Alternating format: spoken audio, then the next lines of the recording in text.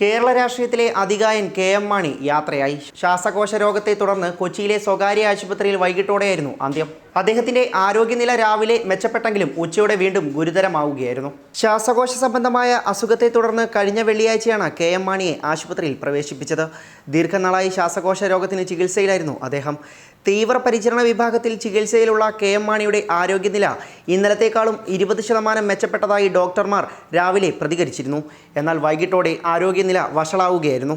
നിയമസഭയിൽ 50 വർഷം പൂർത്തിയാക്കിയെന്ന അപൂർവ ബഹുമതിക്ക് ഉടമയാണ് അദ്ദേഹം. മീനച്ചിൽ താലൂക്കിൽ മരങ്ങാട്ടുപള്ളിയിൽ കരിങ്ങോഴക്കൽ തൊമ്മൻ മാണിയുടെയും ഏലിയാമ്മയുടെയും മകനായി 1933 ജനിച്ചു. മരങ്ങാട്ടുപള്ളി സെൻറ് തോമസിലും കടപ്ലമറ്റം സെൻറ് ആൻ്റണീസിലും കുറവിലങ്ങാട് സെൻറ് മേരീസിലും പാല സെൻറ് തോമസിലുമൊക്കെയായി സ്കൂൾ വിദ്യാഭ്യാസം പൂർത്തിയാക്കി. സ്കൂൾ വിദ്യാർത്ഥിയായിരിക്കെ ഉത്തരവാദ ഭരണ പ്രക്ഷോഭത്തിൽ പങ്കാളിയാവുകയും ചെയ്തു. തിരുച്ചിറപ്പള്ളി സെൻറ് ജോസഫിലും തേവര സേക്രഡ് ഹാർട്ടിലുമായിരുന്നു കോളേജ് വിദ്യാഭ്യാസം. പ്രസംഗവേദികളിൽ പിന്നിട്ട പ്രസിദ്ധമായ ആ വാഗ്ധോരണി കലാലയ നാളുകളിലെ മത്സര പ്രസംഗങ്ങളിൽ തുടങ്ങിയതാണ്. മദ്രാസ് ലോ കോളേജിൽ നിന്ന് 1955 നിയമ ബിരുദം നേടി. രാഷ്ട്രീയത്തിലേക്ക് എത്തിയപ്പോൾ കോൺഗ്രസിലെ മണ്ഡലം പ്രസിഡന്റ് സ്ഥാനമായിരുന്നു ആദ്യം മാണിയെ തേടിയെത്തിയത്. 1959 ആദ്യം KPCC അംഗമായി തുടക്കം കുറിച്ചു.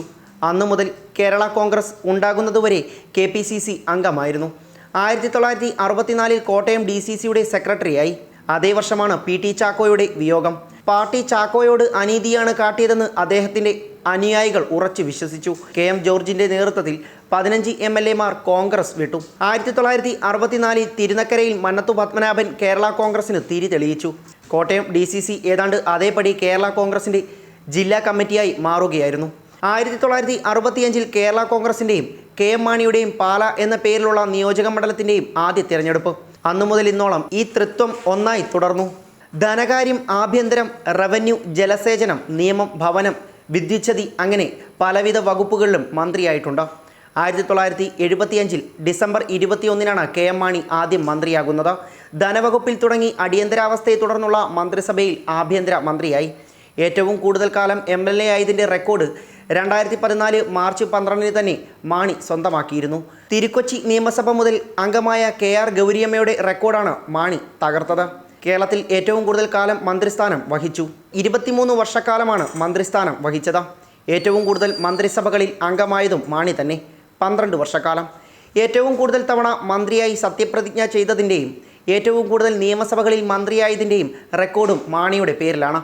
കേരളത്തിലെ കൂടുതൽ ബജറ്റ് അവതരിപ്പിച്ച ധനമന്ത്രി, കേരളത്തിലെ ഏറ്റവും കൂടുതൽ കാലം ധനവകുപ്പും നിയമവകുപ്പും കൈകാര്യം ചെയ്ത മന്ത്രി, ഒരേ മണ്ഡലത്തിൽ നിന്ന് ഏറ്റവും കൂടുതൽ തവണ ജയിച്ച MLA തുടങ്ങിയ റെക്കോർഡും മാണിക്ക് സ്വന്തമാണ്.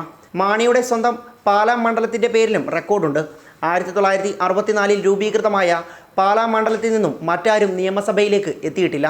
കെ.എം. മാണിയുടെ ഭാര്യ കുട്ടിയമ്മ, മക്കൾ ജോസ് കെ. മാണി, എൽസമ്മ, ആനി, സ്മിത, ടെസ്സി, സാലി എന്നിവരാണ്. News desk cine life.